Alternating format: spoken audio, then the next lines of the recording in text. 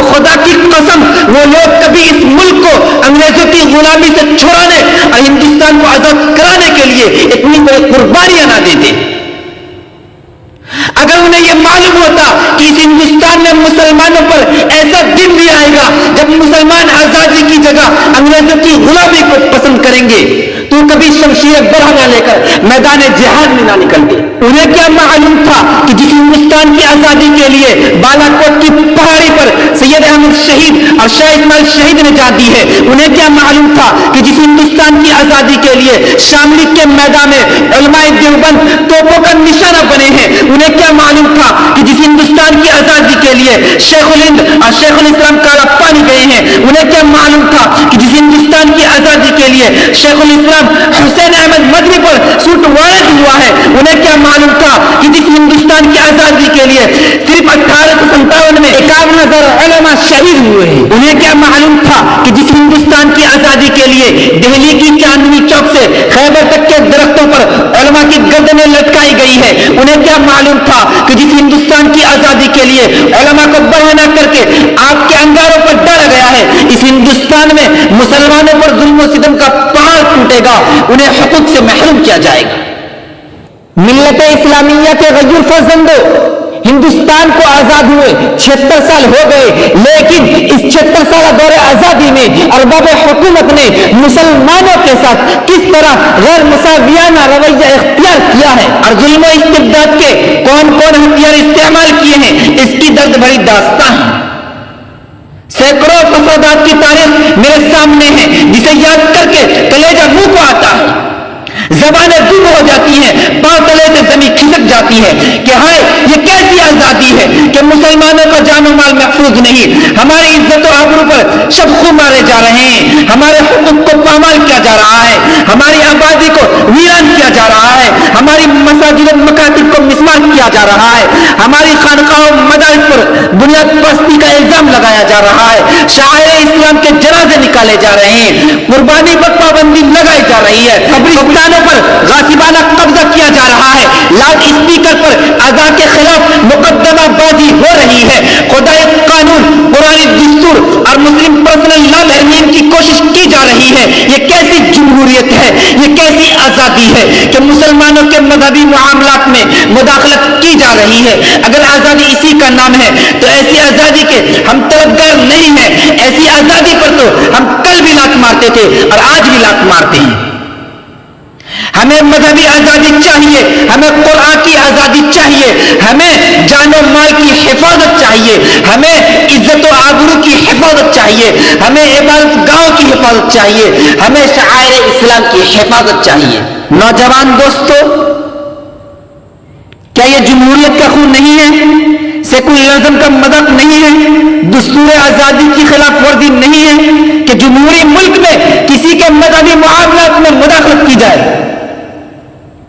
آج آزاد ہندوستان میں یہی ہو رہا ہے, ہم سے مذہبی آزادی چھینی جا رہی ہے, مسلم پرسنل لا میں ترمیم کی کوشش کی جا رہی ہے. ہم حکومت کے ایوانوں تک یہ آواز پہنچا دینا چاہتے ہیں اور ارباب اقتدار کو آگاہ کر دیتے ہیں کہ مسلمان سب کچھ برداشت کر سکتے ہیں مگر مسلم پرسنل لا میں ذرہ برابر مداخلت برداشت نہیں کر سکتے.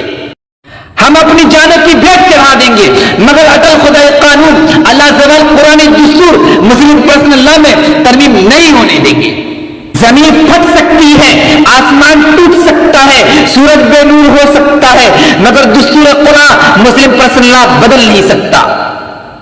ہے قول محمد قول خدا, فرمان نہ بدلا جائے گا, ہے قول محمد قول خدا, فرمان نہ بدلا جائے گا, بدلے گا زمانہ لاکھ مگر قرآن نہ بدلا جائے گا. یہ ایک ناقابل انکار واقعہ ہے کہ ہندوستان کو آزادی سے مسلمانوں ہی نے سرفراز کیا ہے, مسلمانوں ہی کی قربانیوں کا صلہ ہے کہ آج ہمارا ملک آزاد ہے اور آزادی کی گولڈن جبلی منائی جا رہی ہے. لیکن اس کے باوجود ہم سے وطن پر دوستی کا سوال کیا جا رہا ہے. ہم بتلا دینا چاہتے ہیں کہ ہم ہی اس ملک کے وفادار ہیں, اس دیش کے چپے چپے پر ہمارا حق ہے, اس ملک کے ذرے ذرے پر ہمارا حق ہے. ہم نے اس دھرتی کی آزادی کے لیے لڑا ہے اور ہم ہی نے آباد کیا ہے.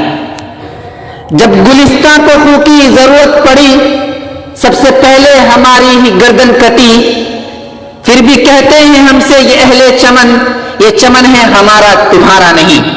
دوستو، آج ہماری تاریخ کو مٹانے کی کوشش کی جا رہی ہے۔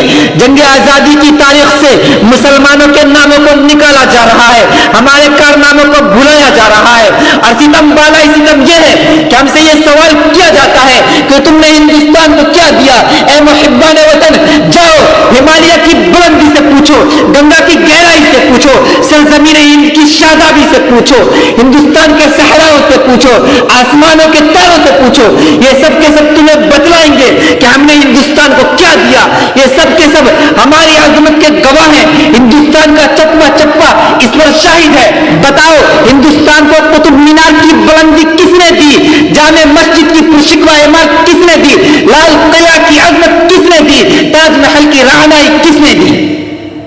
100 بار سوارا ہے ہم نے اس ملک کے گیسوئے برہم کو، 100 بار سوارا ہے ہم نے اس ملک کے گیسوئے برہم کو، یہ اہل جنوب بتلائیں گے کہ ہم نے دیا ہے عالم کو۔ برادران قوم، ہندوستان کو آزاد ہوئے 76 سال ہو گئے، لیکن اب سنجیدگی سے اس 76 سالہ دور حکومت کا جائزہ لیجئے۔ معیشت و تجارت اور دیگر شعبہ زندگی کے اوراق کو کھنگال کر دیکھ لیجئے کہ ارباب حکومت نے مسلمانوں کو اس میں کیا حصہ دیا ہے۔ ہر میدان کو دیکھ لیجئے کہ اس 75 سالہ دور میں کہاں کہاں مسلمانوں کو کتنا حق ملا ہے۔ الغرض، مسلمانوں کی تاریخ کے بکھڑے اوراق کی پکار نہیں، کرسی نشین حکمرانوں کی بھی یہی شہادت ہے کہ ہمیشہ اس آزاد ہندوستان میں مسلمانوں کے مسائل میں جمہوریت کا مذاق اڑایا گیا ہے، مسلمانوں کو ان کے حق سے محروم کیا گیا ہے۔ معیشت ہو یا تجارت، سیاست ہو یا ملازمت، ہر موڑ پر مسلمانوں کو مفلوج و مجبور بنا دیا گیا۔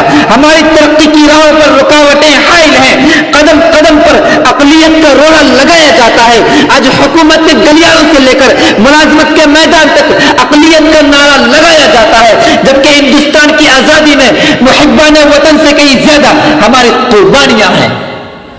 ہم ان لوگوں تک یہ آواز پہنچا دینا چاہتے ہیں جن کے ہاتھوں میں زمام اقتدار ہے۔